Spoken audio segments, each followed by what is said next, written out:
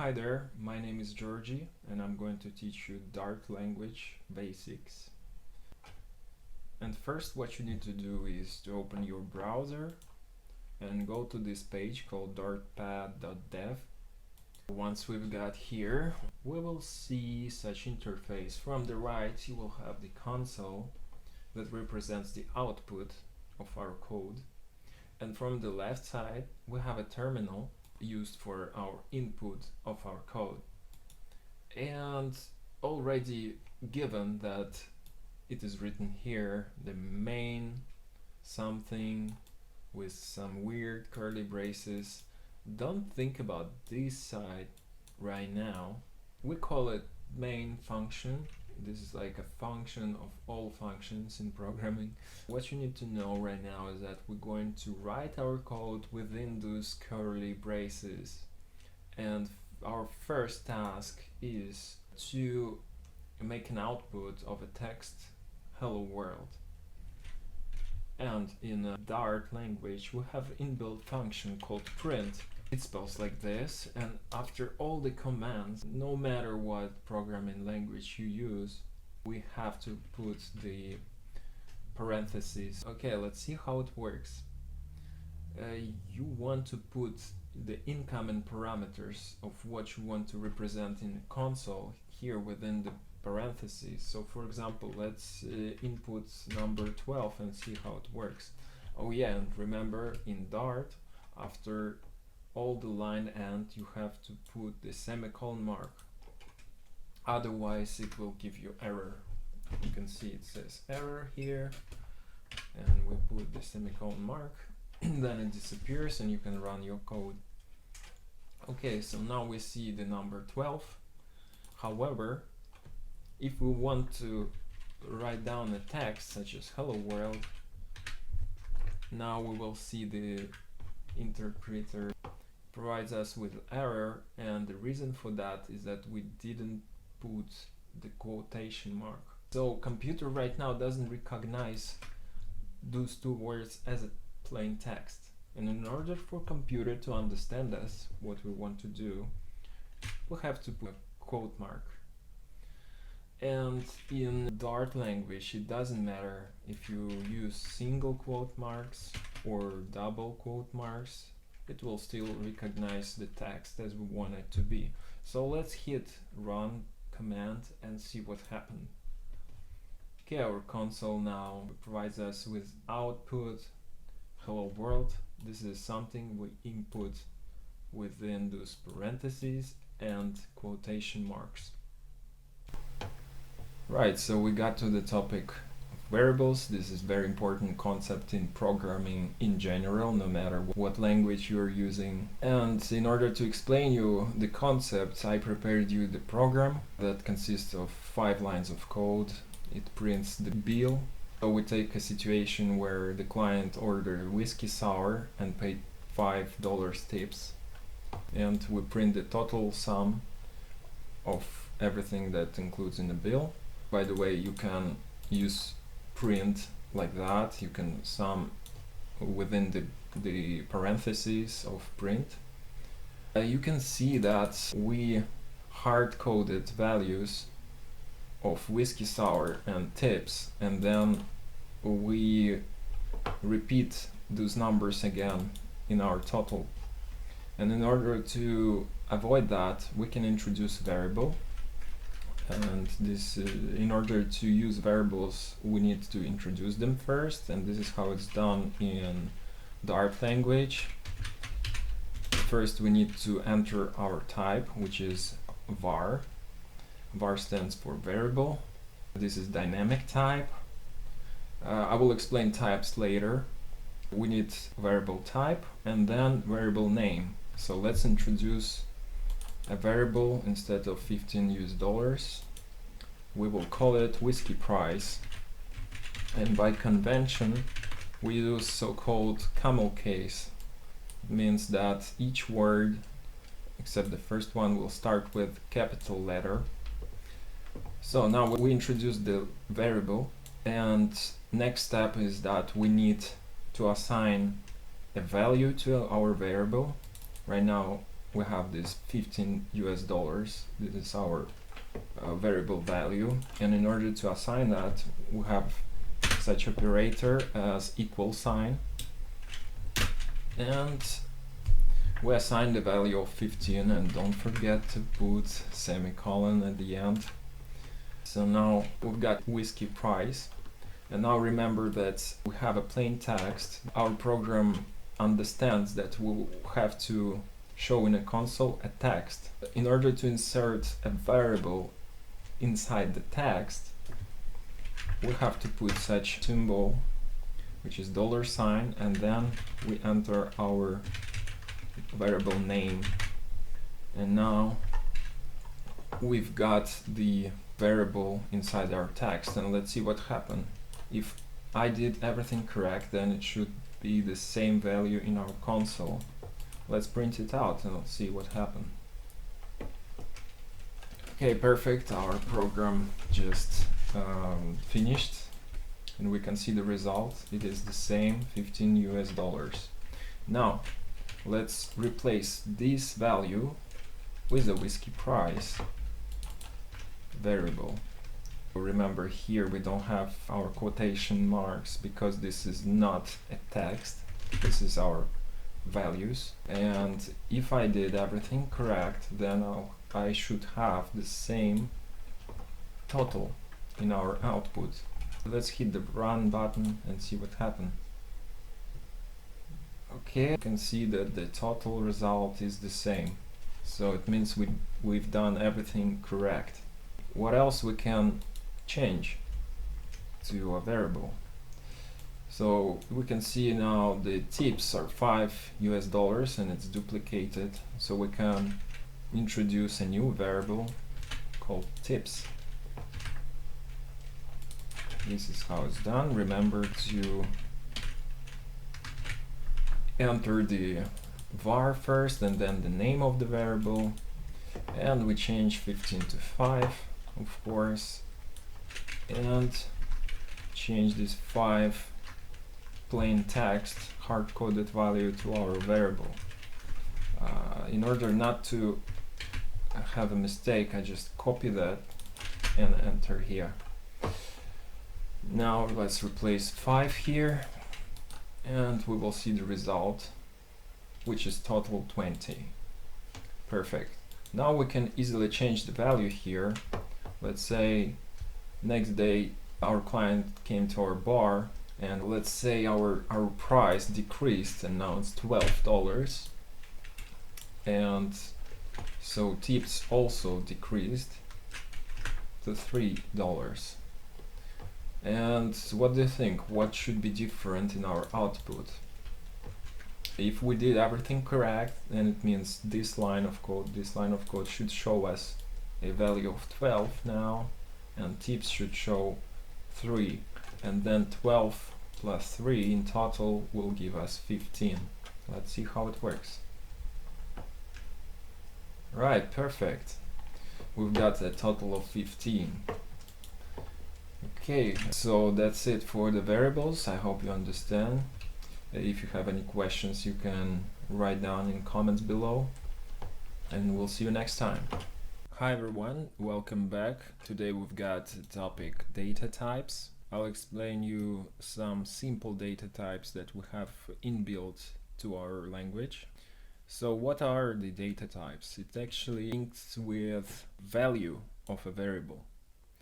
So what is our value of whiskey price? Is it going to be numeric value, or it is a text value?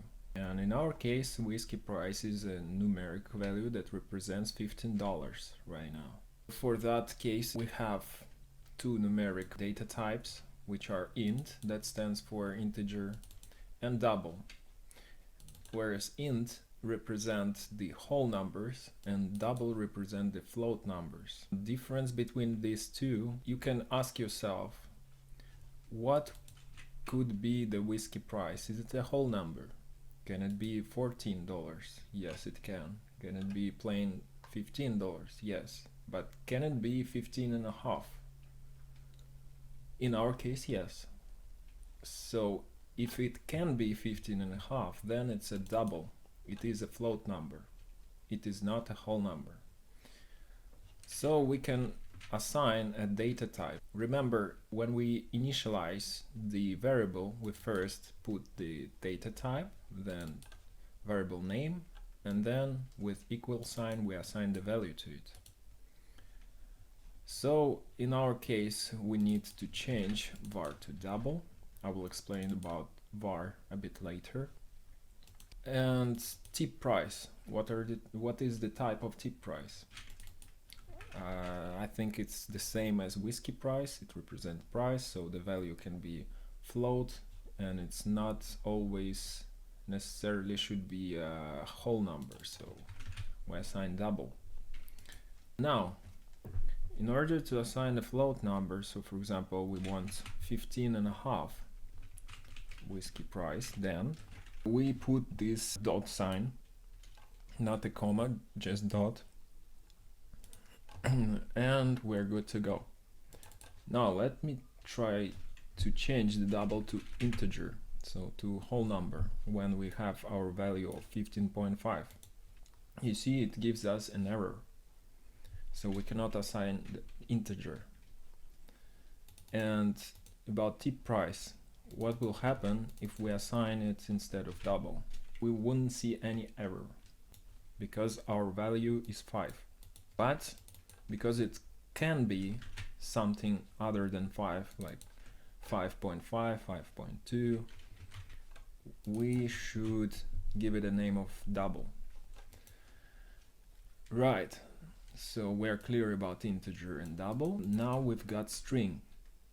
String represents the text value. Let's see what additional variable we can create here to make our life easier. Here we have the US dollars, which duplicate it. So let's replace it with a variable. So remember, when we initialize the variable, we first put the type. The type is going to be string because we're going to assign the value of text. Let's call it currency. Don't forget to put semicolon. So we've got currency, and let's assign the US dollar. Remember to put equal sign, which is our assignation operator. Then you don't forget to put the quote marks and then US dollars within it. Now remember how to replace the value with variable. Inside the text is $, then the name of our variable. Now we've got the currency and the whiskey price. Let's run the program, see what happened. Now we got everything correct. Let me remind you what var is. Remember, we put var before. Let's assign var to this variable. Var for computer, basically it means let computer assign the type itself. When you do programming, it's better to use specific types. It will make your programming life easier in future. So we've covered 3 most commonly used data types. There is a 4th one, which is Boolean. In Dart language it spells like this, bool. And the value for bool variables are either true or false. Let me show you the example. Let's add another line of printed code here, saying if our customer did some tips, we need to introduce a variable for it, is tipped. And in our case it is true because we have a tip price value. Let's see what happens now. You see we added the line saying the value in our tipped line, we see the value of this tipped variable. Right, so that's it for data types. We'll see you later. I'm going to explain you the if statements in programming, and this is very important concept because you're going to use it all over the place. So the idea is that sometimes we want to execute the program only in case some conditions are met. And let's say instead of having this line that is tipped true, it's a bit silly to include that in the bill rate. We're going to insert the if statement that is going to print tips only if this value is true. So this is the structure of all if statements. First we write down the if keyword, then within parentheses we put the condition that we want to check. Or in our case, we want to check if this value is true. And for checking operator, we have this equal operator that actually is the same for me saying value is true. We also have opposite operator. We just put this exclamation mark and then equal sign. But in our case, we wanted is tipped is true. Now for Boolean, Booleans are special. This is how we can shortly write down this condition. So if is tipped, then we want to print this line. Now we don't need this line, tipped true. We just want to keep this line. So we can remove that. Now we've got the statement that computer understands as follows. If this condition is met, output this line in our console. If it's not, we wouldn't see this line. So let's hit run and we'll see what happened. Okay, now we still see tips $5. Let's try changing is tipped value to false and see what happened. If everything correct, then we wouldn't see this tips amount line. Okay, we don't have our tips line. So I've mentioned that we have comparison operators in a language. Let's go through most commonly used ones. Two that you already know, equal to and not equal to. Then you have like more than, got more or equal to, and less than or less or equal to. Now let's see how it works. So for example, let's create another condition that if whiskey sour cost more than $15, we're going to print, oh wow, we've got our whiskey price 15.5. So this condition should be met. Let's see if it works. It works, very good. If we add this condition more or equal to, let's say 15.5, should it work, you guess? But what if we change condition slightly? If it's strictly more than 15.5, then we're going to have our print statement, but in our case it is exactly 15.5. So I expect not to see anything like this in our console. Okay, great, the program works well.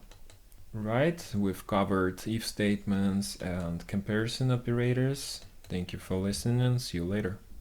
Right, so we've got to the concept of functions, or also known as methods. And this is a very important topic because you're going to use it all over the place. And we actually already using it. We're calling function print. And for example, this function main here responsible for this code to execute.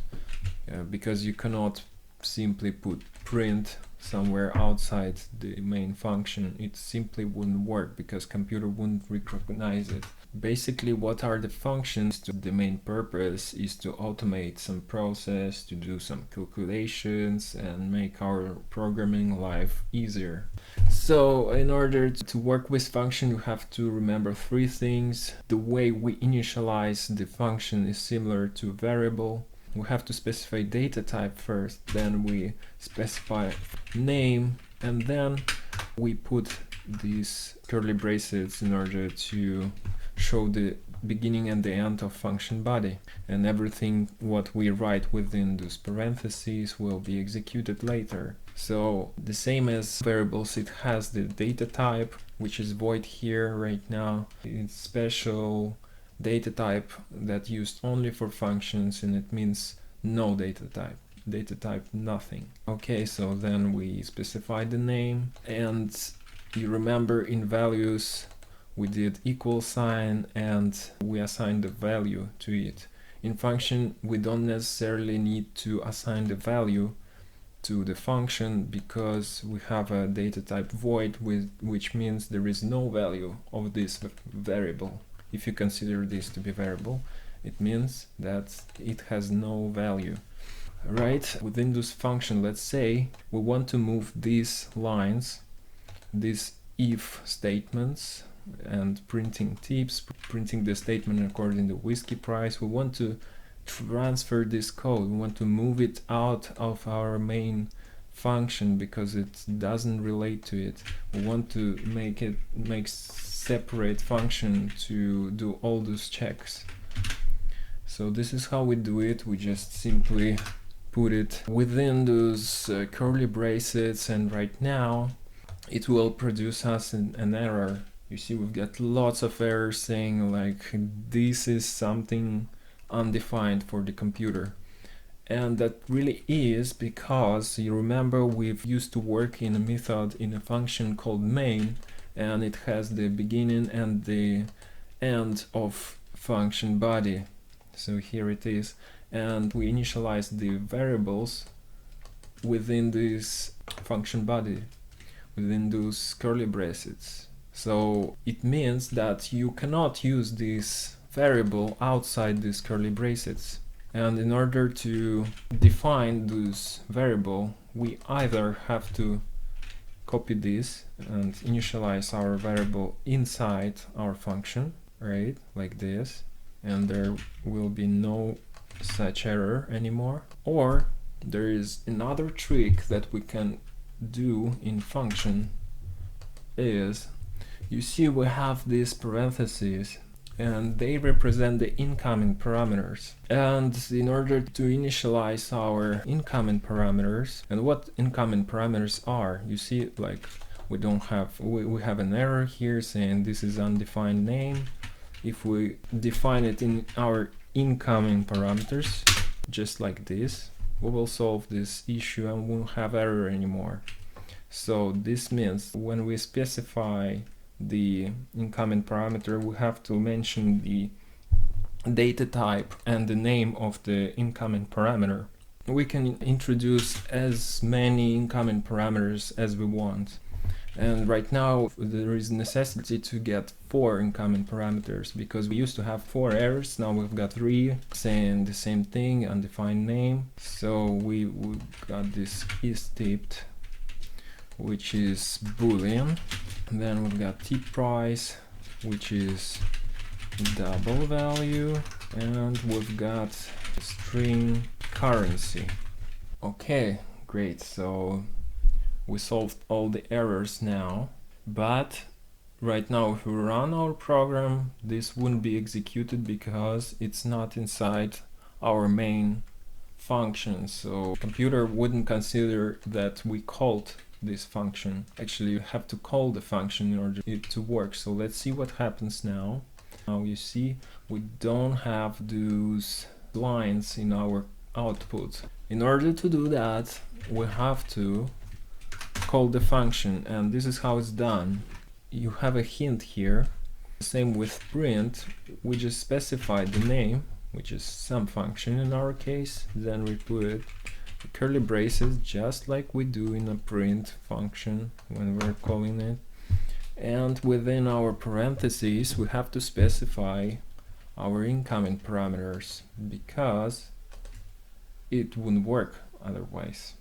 It will produce you a compiling error. So it says for positional argument is expected but 0 found. So you remember we specified 4 arguments and we have to specify the value for them. For example, we either can type consequently, just like this, only the values, or we can pass the variables to it. But keep in mind that the order should be exact same. So first we should add this value represents the whiskey price, then this value represents the is tipped, and this value represents the tip price, and so on and so on. Like USD represents the currency. Just let's get back to our condition. We want to print, oh wow, that's a lot, only if our whiskey price is higher than 15.5, and it's strictly higher, right? Strictly higher, not higher or equal to. So we'll have to specify, for example, let's put it this way, 16.5, and we want this line to be printed as well. Okay, let's see what happened. Perfect. We've got this line. Oh, that's a lot. And we've got this line. But sometimes we don't want to insert only the value. Sometimes we just want to insert the variable. So this is how we do it. We just replace those values with our variables. So the function will get the variable value from it, like that. Right, let's run it. Yes, it works well. We don't print it because we didn't meet the conditions. So let's change it real quick. Okay, now it's gonna print us. You see, our if statement worked within our function, and this is how we called the function. So we execute it with these values of these variables that we introduced previously. Now, as you can see, this is not really convenient because we have to always keep in mind the correct order. And this is not very convenient because we have 4 incoming parameters inside our function. We have a trick in order to fix that and make our life easier. What we can do, we insert the curly braces within our parentheses, and now there is an error. Just don't think about it too much, just follow me. We add this required keyword, meaning that you must specify this value, otherwise the function will produce an error. This is like a safety code. Okay, so now we've got these required parameters, and what we did is we made our incoming parameters to be named, and I'll show you what it means. So you see, now we've got an error here. What we're gonna do to solve it is we go within these parentheses and press Control space, and you see we've got the names of incoming parameters. This simplifies our life because we can see all the incoming parameters that we have to insert, and this is how we do it. We insert the currency you have to be string. Remember, we can put Canadian dollar. Now it's tipped, we can put whatever value to it. I can put true, but I prefer to, because we already introduced the variable with this value. Let's link it to our function, and same, we've got 2 left. I keep pressing Control space, and I'm getting this really tidy menu saying like what incoming parameters I have to input in order to solve this error. So tip price, I just copy it because the name of this variable is the same as incoming parameter. Just insert it, and then the rest I got to add is a whiskey price. So press edit. Right, what outcome should we get? This will remain the same, but our tips should show 5 Canadian dollar. Let's see if that works. Yeah, you see how it works. You can play around, you can follow me and write down all this code and play around with function. What will happen if you add these instead of Canadian dollar? You guess it. Yes, it will show the 5 USD. So this is simply how we use functions. And I've gone through void functions. We also have like specific data type functions, and they used like a variable. Let's count the total price. Remember, we got to remember 3 things when we are working with functions. So we have to introduce the data type of the function, which will be a double. We have to introduce the name of the function, which is total sum. Then we have to specify the value of the function, like what it should do. And in order for function to work as a variable with specific type, we must return something. We have a specific keyword return. We need to return some double number if we specify the double data type.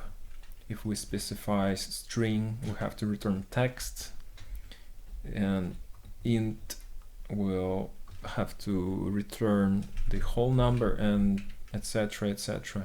Alright, so total sum. What do we need in order to count total sum? We have our whiskey price and tip price, right? So we will insert it as a parameter, and we specify the data type will be double. It's up to you if you want to make it as a named parameter or not. I would prefer not to use it as a named parameters because we only have 2 parameters here, and if it's usually more than 2, then we have to put curly braces, but in this case no. Okay, so whiskey price, what do we need to do? We need to return the sum of it. So in a return we simply can do all the calculation.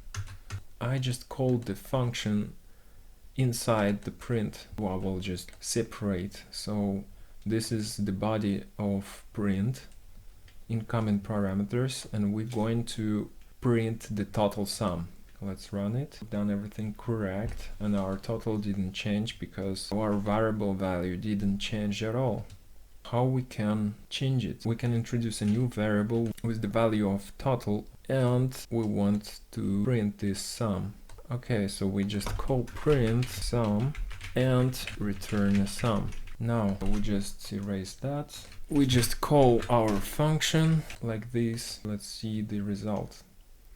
The result should be the same, but we just use less code in our main function. So here is basically how a function works, how they settle.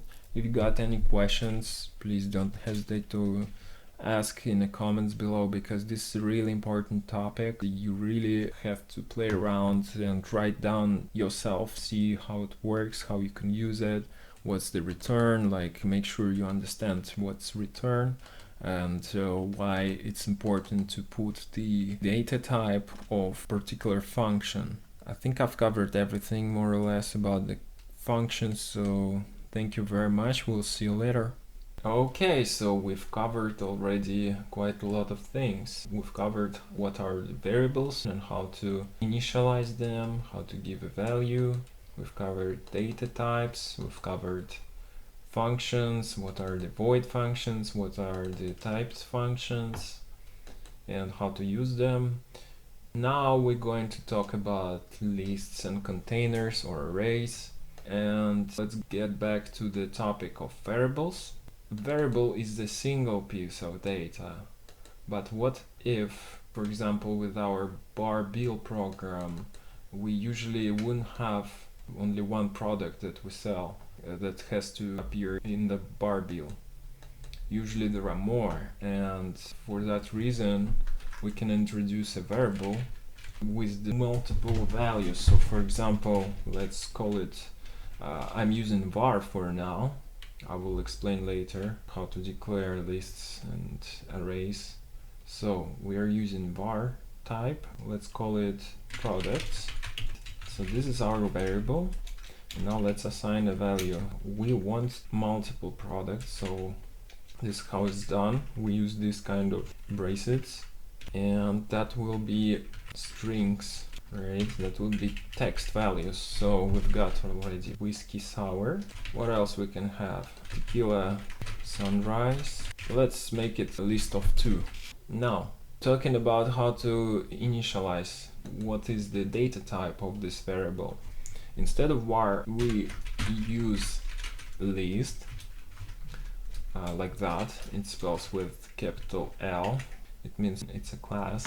We'll talk about classes later. We have to mention data type list, and then this is a plain list. We cannot assign a plain list, but we have to specify what list going to contain what data types should be used as a value. So whiskey sour, it is string type, right? And we have to let computer know what data types should be a value of the list, and that's going to be string. So list of string, this is how it spells. So we identify that, okay, this variable is a list by saying this is a list, and then we put this kind of brackets, and then we enter the data type of values inside the list, which is string. right? We only use whiskey sour and tequila sunrise. Now let's comment all that.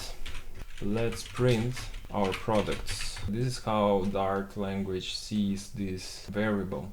It will give an output of values inside it, but in most of the times we would like to get specific value from the list. So let's say we want to get a second value of the list. How can we refer to that?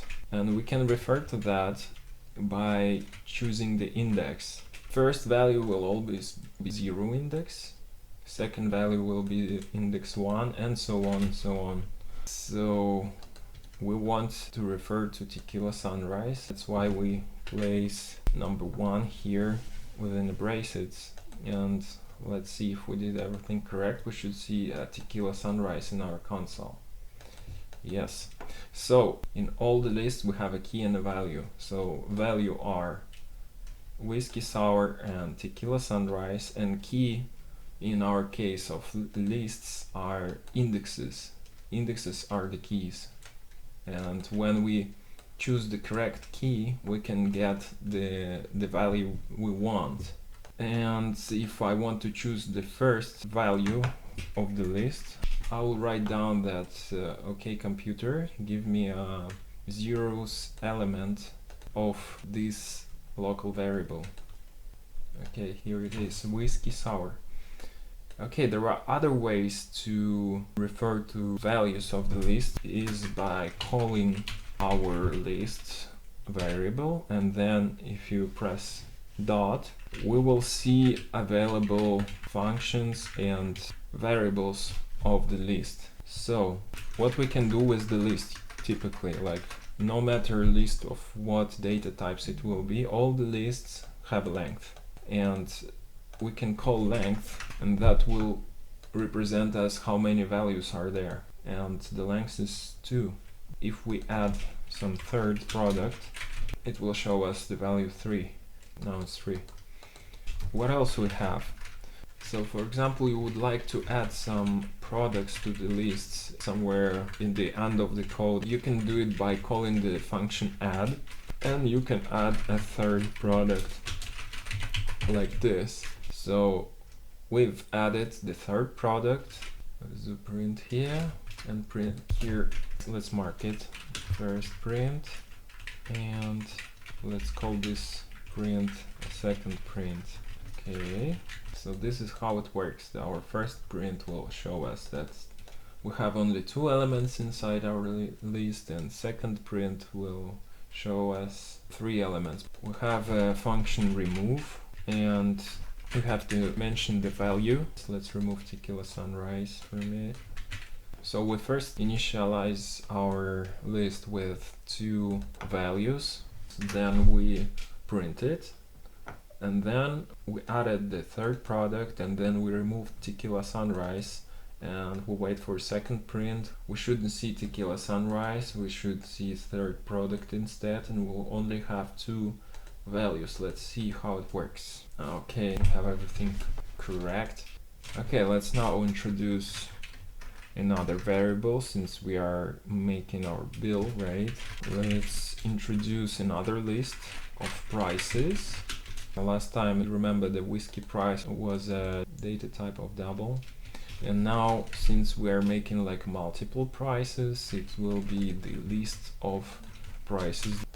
And let's introduce some price. Whiskey sour will represent 16.5. Then we'll have tequila sunrise, let's say it will cost 12.25. And let's of course remove our manipulation with the text. And let's print products first, and then let's print prices and see what happens. Okay, this is how we've done it. We just printed 2 lists, and actually that's it for the lists. I hope you could understand how it works. Now let's do something a bit more complex than a list.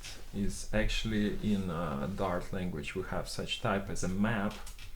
And you remember in the list how we refer to element is by choosing the element's index, which is starts with 0, then it go further with 1, 2, 3, 4, and etc.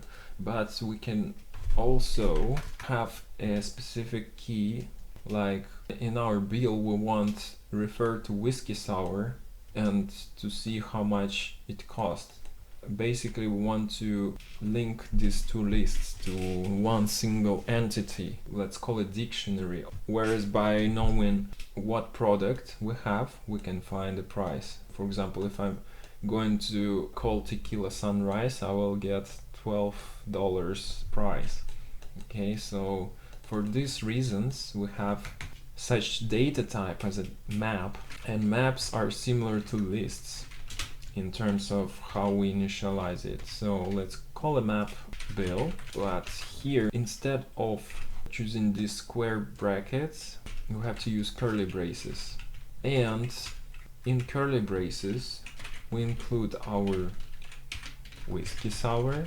This is our key goes first, and this key should have value of 16.5. So in a map this is how you separate key and the value. And if you want to add another entry to our map, this is how it's done. Okay, this is enough in order to assign the value to a map, but we have to mention a data type. This is like a convention, same as we did with lists, right? We explained to computer, okay, this list of double and this list of string, and map we have to specify the types for key and the value. The key goes first, and our key is name of the product, and name of the product is a string variable, and our values are all prices, right? So this is our key, and I remind you that this is our prices, and our prices are type double. So that's it, we just created a map, or we can call it also a dictionary. Let's print. Okay, you see we've got our map on the console. How we can now refer to each entry. If we want to know the price of whiskey sour, we do it similar as we did with the list, and if in the list we just use indexes as our key, here we can use the name of the product as our key. So we refer like this, and let's see. Okay, now we found out that whiskey sour costs 16.5, and same with tequila sunrise, we can refer like that, 12.25. All the data types that start with a capital letter, they're actually classes, and they would have their specific functions or variables. So we always can call our variable that is typed map and press dot, and then we will see all the variables and all the functions assigned to a map class. Working with maps, we sometimes would like to know what are the keys stored in a map. This is how we call it. We call our variable name, then we press dot keys, and then we see all the keys. Now we can also print values 16.5 and 12.25, and then we have length. Length should be consist of two entries, because this is one entry, key and value, and this is second entry, key and value.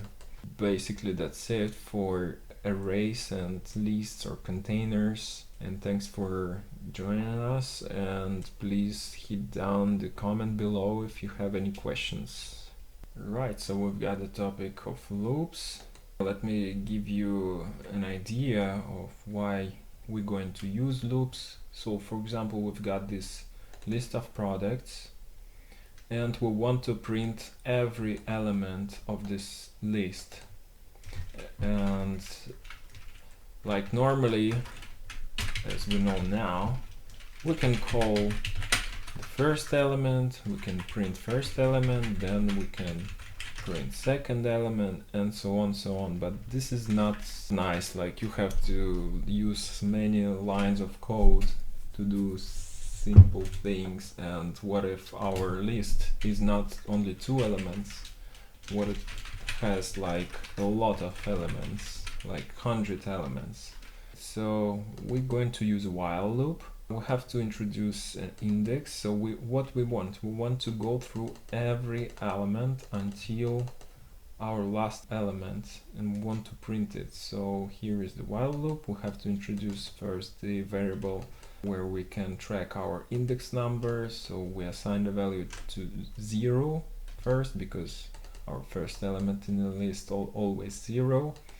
Okay, then we have such an inbuilt keyword in Dart language, which is while. Then we have to include the parentheses, and inside the parentheses we have to write down the conditions of this loop. So we've got while, then condition while index is less than product's length. We want to print, and you remember how we refer to that element is called this list, and then by calling the square brackets we include the index, and then we get the value, which is whiskey sour. We've got the zeros element, and then we want to increment our index. I can use in Dart ++, which is the same as like index equals index +1. So this is just short for that. So this loop will work while our index will be less than the length.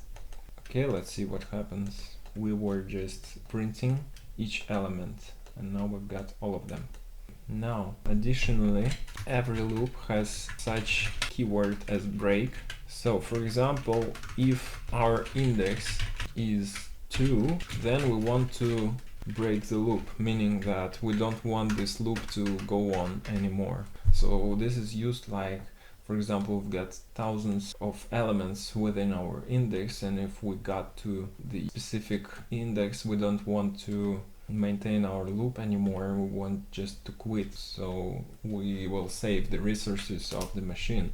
And in our case, let's say if we got to the index number 2, then we want to break. We don't want to increment the index anymore. We don't want to print anymore. In that case, it will work as follows. So we've got our second element. Remember, we start with 0. So we got whiskey sour going to be printed, tequila sunrise going to be printed, and this is going to be printed, the third element, and later the fourth wouldn't be printed. So we should see only three outputs in our console. Let's have a look if that's correct. Yep, so this is the power of keyword break. Now I'm going to show you another type of loop. Is a for loop. It basically solves the same tasks as while loop, but it's just a bit different. Here is how it looks like. So remember, we have our structure of every loop in Dart. So first you type a keyword, which is for. In that case, it calls a for loop. And then follow me carefully. You remember when we was writing the while loop, we introduced a variable which is index here. We called it index. So we had to have a variable that will show the start of our loop. So here's the same. I just copy paste this, and I copied this and paste within the parentheses.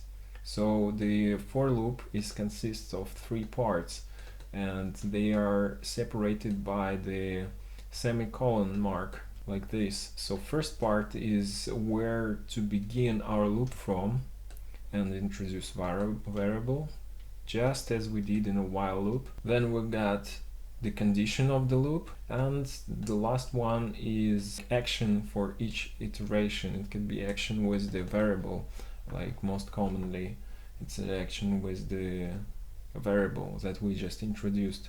And then later we just have these curly braces which represents the body of the loop, and in the body of the loop we just write down the print index. And then remember, we used to have the condition in a while loop that if the index is 2, then we're going to break the loop. And let's see what happens if we execute this part.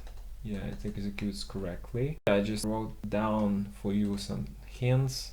So this represents this part, this represents the middle part, and this one is last. And you can also see here some hints of the for loop structure. And another way to make a loop is actually the same for loop, but to me it looks more simpler. I'll show you how it look like and you will understand. Let's loop products. I need to introduce a variable product. Then I use the keyword in. So we have this kind of structure as well. It's much more simpler. It does the same thing, but less lines of code. You see the for, then we have to introduce the variable as it would be the value of the list. So in our case, our value of the list is string. We call this product. For product, in products, execute the code within those curly braces. Okay, and let's print product and see what happened. In that case, you don't need to introduce any variable like index. You don't need to work with index. The Dart is doing it by itself. It should execute 4 lines. Okay, yes, in our console we can see 4 lines of code in output, so it means we did everything correct. I think that's it for the loops. Thank you for listening and see you later. Right, so we got to the understanding of classes in programming, and you have to know a bit of theory about classes before working with it. And classes are actually, you can consider it to be a blueprint, and this blueprint will include everything that we covered before. It will include the variables, data types, functions. So here we already worked with classes already, such as list, for example, is a class, map is a class, string is also a class, because everything that you see in a language that starts with the capital letter, it's actually a class.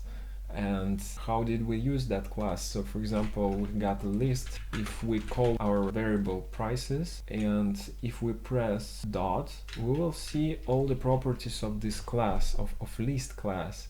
For example, you have length of the list. Actually, this is a function of the class that counts the amount of elements. We got functions such as add, we got remove, and many other things that we use. This is actually properties of the class. Let's create our own class. Let's make a blueprint for a bill. So this is how we introduce the class in Dart. We write down the class keyword. We do it outside the function body. We just do it separately. And by the naming convention, we always start with capital letter when we name a class. All we need is just have a keyword class, then the name of the class, and then the class body by writing down the curly braces. That's it. That's enough for making a class. So in programming there are classes, which are blueprints, and there are objects, and those are different things. So as I said, classes, they are blueprints. This is something that describes what an entity should have, what properties it should have, what functionality does it have. And the object is just the example of this class. So for example, here we create an object with data type bill. So this is an object, this is a class. Here it's getting confusing if we call things the same, so I'll call it bill map. And let's remove this for now, we don't need it. Let's come back to our class. What bill should consist of? All the bills should have the name of the restaurant. Let's introduce the variable called enterprise name, and we have to give a value to it. Keep it empty for now. What else bill consists of? It should have the products rate, and this is going to be a map, string and double. Call it products. Let's make it empty for now. What else? Each bill can have tips rate. Let's introduce a double variable called tips and make it 0. All the bills will include tax in it. Let's make it 20%.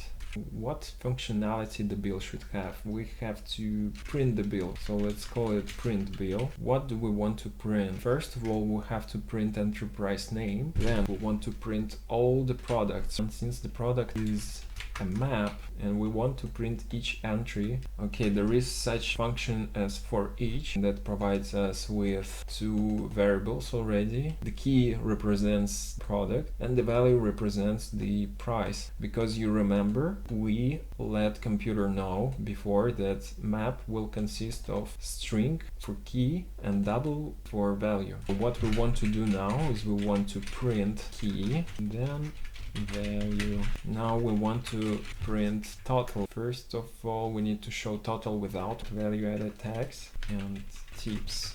We need to count it first, right? So let's introduce a variable within this function, because for each loop we're going to count it. It's going to be double. Let's name it sum. Let's give it a value of 0 at the beginning, and each time we're doing print we want this sum to be equals value. So remember this operator, it means the same thing as writing this sum equals the sum that we had before plus the value, and it will go through each iteration, and after looping all of our products we should have a total price without tips and VAT because we didn't include that. And at this point we can just include sum in this print. How much tips did customer pay? Then we have a variable for that, and introduce VAT. Let's introduce a new function to count VAT. This is a function that actually returns us a double value. At this point we have to do our calculation because we have a sum which is our total sum of all products within a map. We've got the VAT right now, which represent percentage, right, of the price and how much it's in money. So here we just paste it to our text. Now we have breakdown of VAT, tips and total without VAT and tips. Now we need capital total, and if we want to include more than one variable within our text, we can use this kind of structure. We've got $, and then the curly braces that usually represents the body, right? And here we can write down our sum plus that VAT sum plus tips. So we created the blueprint of bill already, and now let's see in our main function how we're going to use it, because we didn't call this function that we just wrote down. In order to call the class bill, we have to create an object with the type bill. Let's call it a bill1, for example, and this is how object creates it. We write down the class name, then we give it a name, and then we assign value to it. And we have to assign value like this. You repeat the name of the class again, and then we put the parentheses, and that means call a constructor. Calling a constructor meaning to create an instance of a class and to create an object. Now we can use it. We can put dot and see everything that we just wrote down. We have enterprise name, we've got products, we've got tips, VAT, and let's call a print bill function and see what happened. Our values are 0, we don't have name of the enterprise, and there are different ways to introduce the value to a class. For example, let's change the parameter enterprise name. As always, we can call this variable, then press dot, and we will see enterprise name, and then we can assign the value to it.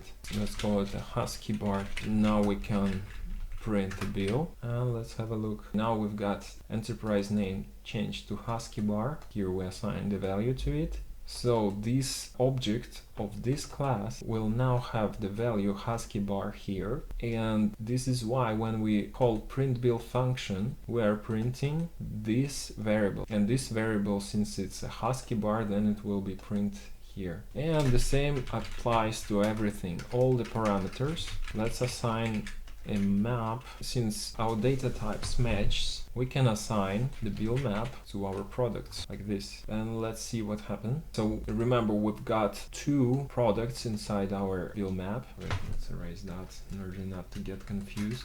Right, so we've got two entries inside our map, so it was just printing each entry one by one like this. And then we got our total counted, and it seems like it's working correctly. We've got our VAT, and right now tips are 0, so let's change that. You remember, in our case, the customer paid $5 tips. Let's see if total changes. Okay, the grand total changed to 39.2, which is great, and everything works correct. So this is one of the ways of changing the values, but another way to do that is custom constructor. Right, so we are going to create the custom constructor for the class bill, and this is how it's done. We enter the class name, which is bill, and then we need to use parentheses, and actually the constructor is a function, and it will be similar to what we did before. You remember, if we go back to our functions, we introduced the incoming parameters. We had name parameters and unnamed. You remember, if we don't put the curly braces. So it's the same logic here applies to the bill. Let's make it named parameters, so it will be more nice. Then we have the keyword this. This means that we refer to this class, and we can call the variable inside the class. Same if we press this somewhere else, like not in the constructor, then we can have an access to our variables that we created, which are called parameters in this case. And we have the functions that are assigned to this class. So for example, get VAT. We've got print bill as well. Okay, so getting back to our custom constructor, we have to mention this enterprise name, and it will give us an error because it is nullable. So we just need to add the another keyword